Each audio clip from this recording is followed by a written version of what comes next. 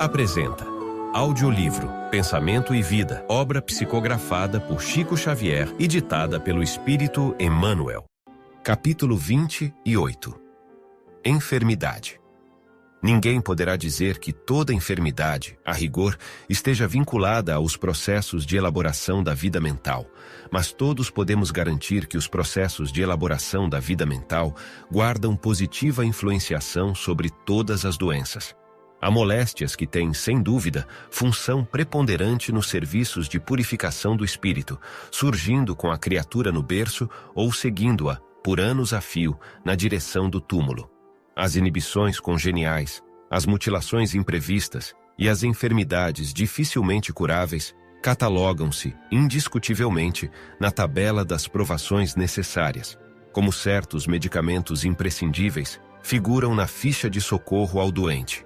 Contudo, os sintomas patológicos na experiência comum, em maioria esmagadora, decorrem dos reflexos infelizes da mente sobre o veículo de nossas manifestações, operando desajustes nos implementos que o compõem. Toda emoção violenta sobre o corpo é semelhante à martelada forte sobre a engrenagem de máquina sensível, e toda aflição amimalhada é como ferrugem destruidora, prejudicando-lhe o funcionamento. Sabe hoje a medicina que toda tensão mental acarreta distúrbios de importância no corpo físico. Estabelecido o conflito espiritual, quase sempre as glândulas salivares paralisam as suas secreções, e o estômago, entrando em espasmo, nega-se à produção de ácido clorídrico, provocando perturbações digestivas a se expressarem na chamada colite mucosa. Atingido esse fenômeno primário que, muita vez, abre a porta a temíveis calamidades orgânicas, os desajustamentos gastrointestinais repetidos acabam arruinando os processos da nutrição que interessam o estímulo nervoso, determinando variados sintomas, desde a mais leve irritação da membrana gástrica até a loucura de abordagem complexa. O pensamento sombrio adoece o corpo são e agrava os males do corpo enfermo. Se não é aconselhável envenenar o aparelho fisiológico pela ingestão de substâncias que o aprisionem ao vício, é imperioso evitar os desregramentos da alma que lhe impõem desequilíbrios aviltantes, quais sejam aqueles hauridos nas decepções e nos dissabores que adotamos por flagelo constante do campo íntimo. Cultivar melindres e desgostos, irritação e mágoa é o mesmo que semear espinheiros magnéticos e adubá-los no solo emotivo de nossa existência é intoxicar, por conta própria, a tessitura da vestimenta corpórea, estragando os centros de nossa vida profunda e arrasando, consequentemente, sangue e nervos, glândulas e vísceras do corpo que a divina providência nos concede entre os homens, com vistas ao desenvolvimento de nossas faculdades para a vida eterna. Guardemos, assim, compreensão e paciência, bondade infatigável e tolerância construtiva em todos os passos da senda, porque somente ao preço de nossa incessante renovação mental para o bem, com o apoio do estudo nobre e do serviço constante, é que superaremos o domínio da enfermidade, aproveitando os dons do Senhor e evitando os reflexos letais que se fazem acompanhar do suicídio indireto. Capítulo 29. Morte. Sendo a mente o espelho da vida, entenderemos sem dificuldade que na morte lhe prevalecem na face as imagens mais profundamente esculpidas por nosso desejo, à custa da reflexão reiterada, de modo intenso.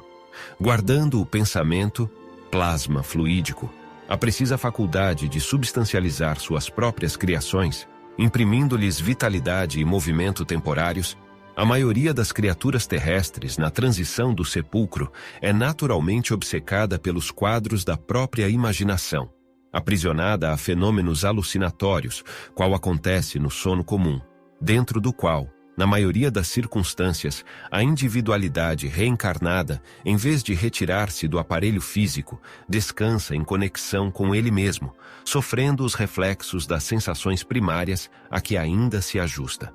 Todos os círculos da existência, para se adaptarem aos processos da educação, necessitam do hábito, porque todas as conquistas do espírito se efetuam na base de lições recapituladas.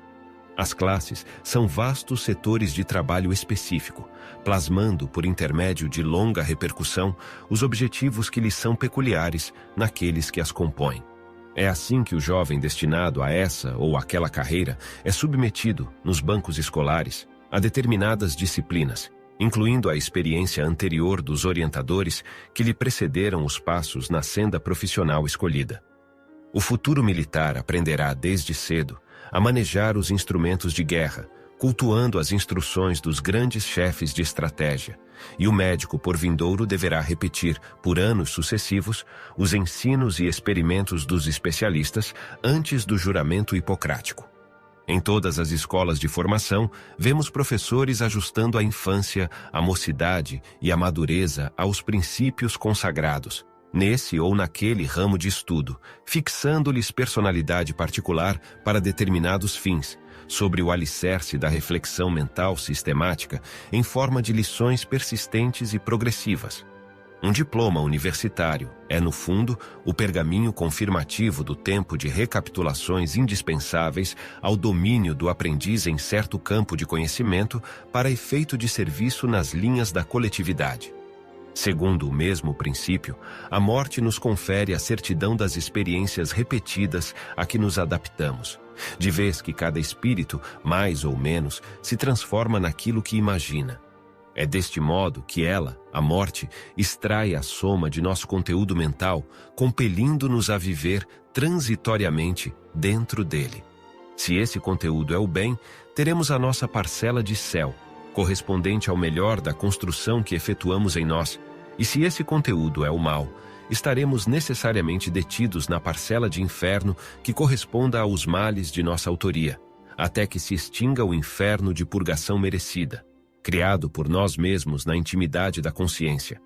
Tudo o que foge à lei do amor e do progresso, sem a renovação e a sublimação por bases, gera o enquistamento mental, que nada mais é que a produção de nossos reflexos pessoais acumulados e sem valor na circulação do bem comum, consubstanciando as ideias fixas em que passamos a respirar depois do túmulo, a feição de loucos autênticos, por nos situarmos distantes da realidade fundamental.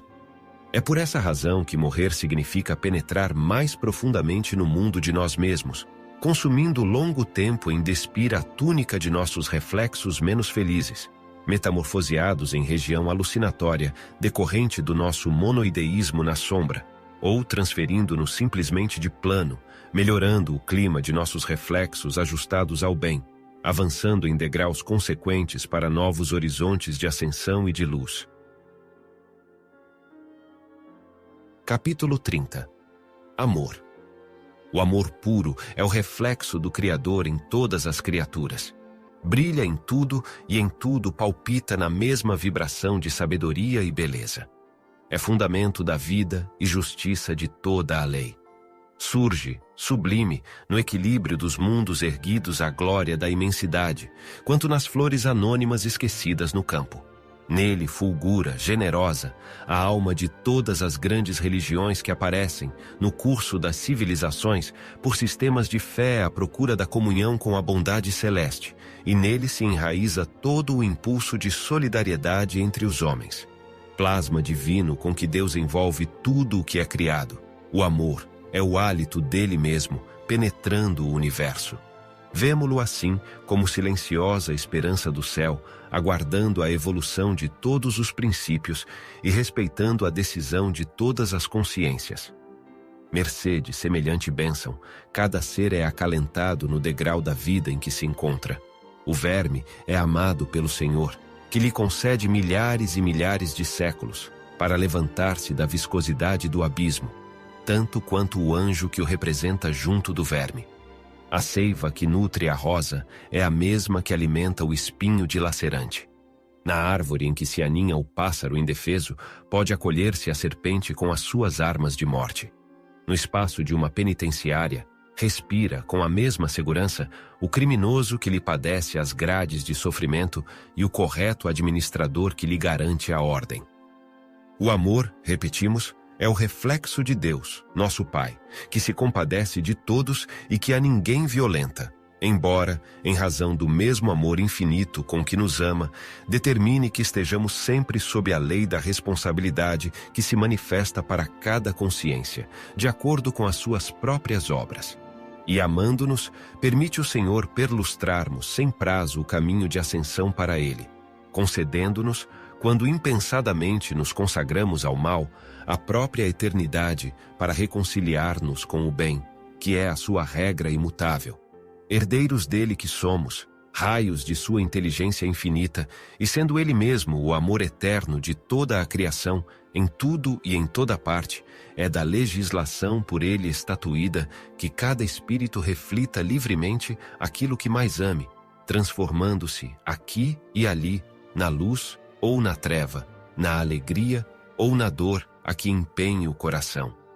Eis porque Jesus, o modelo divino, enviado por ele à terra para clarear-nos a senda, em cada passo de seu ministério, tomou o amor ao Pai por inspiração de toda a vida, amando sem a preocupação de ser amado e auxiliando sem qualquer ideia de recompensa, descendo à esfera dos homens por amor, humilhando-se por amor, ajudando e sofrendo por amor, passa no mundo de sentimento erguido ao Pai excelso, refletindo-lhe a vontade sábia e misericordiosa.